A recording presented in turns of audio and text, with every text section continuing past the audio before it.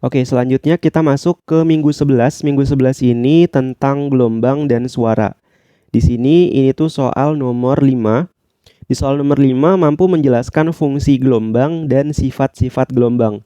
Soalnya ini tuh mudah dan pilihan ganda ya. Nah, di sini kita coba lihat soalnya. Nah, sebelum menjawab soal ini, saya pengen ngasih sedikit materi dulu. Jadi, gelombang itu menurut mediumnya itu ada dua. Yang pertama itu gelombang yang menggunakan medium ya. Jadi di sini harus ada mediumnya. Gitu. Yang kedua, di sini tuh tanpa medium. Nah, yang pertama kita coba lihat dulu yang pakai medium. Yang pakai medium artinya di sini tuh butuh zat perantara ya. Contohnya di sini tuh ada yang pertama gelombang transversal. Jadi contohnya gelombang transversal. Nah, gelombang transversal itu bentuknya gimana? Bentuknya itu kayak gini. Yang arah rambatnya itu tegak lurus. Jadi bentuk rambatannya itu tuh kayak gini. Gini ya, bentuk rambatannya itu kayak gini. Terus yang kedua ada yang namanya gelombang longitudinal. Nah, bentuk gelombangnya ini tuh ada rapatan dan ada regangan. Jadi rapatan itu artinya di sininya tuh rapat gini ya. Di sininya rapat, terus di sininya regang. Gitu. Jadi ada rapatan, ada regangan. Nah, ini contoh gelombang yang perlu medium. Nah, terus gelombang tanpa medium. Nah, gelombang tanpa medium ini ada yang namanya gelombang elektromagnetik. Jadi, gelombang elektromagnetik atau biasanya disingkat sama GEM ya, gelombang elektromagnetik. Gini.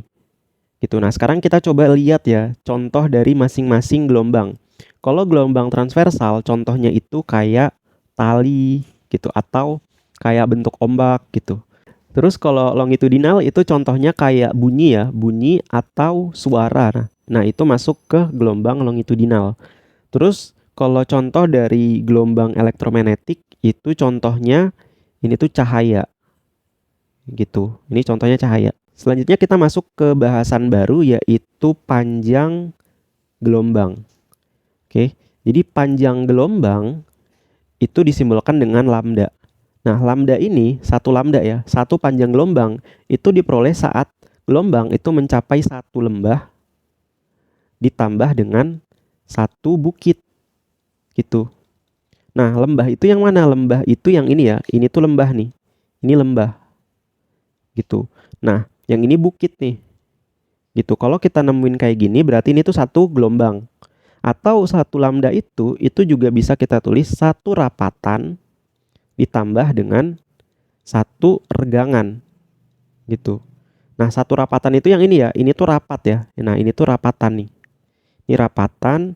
Nah, yang ini tuh regangannya gitu. Gitu ya. Nah, terus ada juga yang namanya periode. Ya, jadi ada yang namanya periode.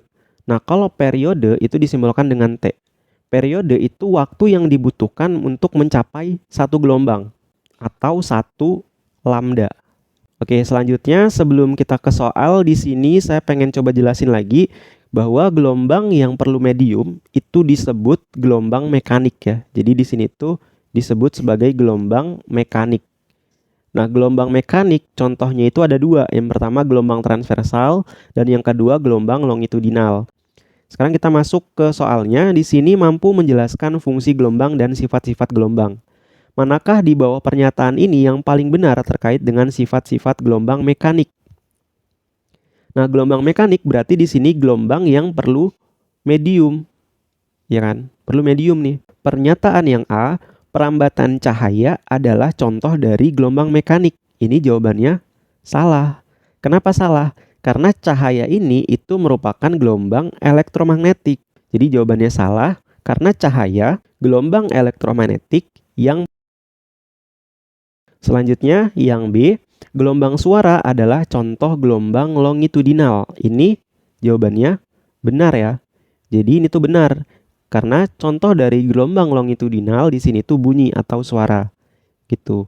Terus pernyataan yang C, satu periode adalah waktu yang dibutuhkan untuk membentuk dua lembah dan dua bukit.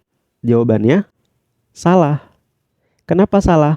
Karena satu periode itu waktu yang dibutuhkan untuk mencapai satu lembah ditambah dengan satu bukit gitu ya. Jadi satu periode itu waktu yang diperlukan untuk mencapai satu lembah dan satu bukit gitu. Jadi jawaban yang C salah. Terus yang D, kecepatan sudut gelombang bergantung periode dan frekuensi.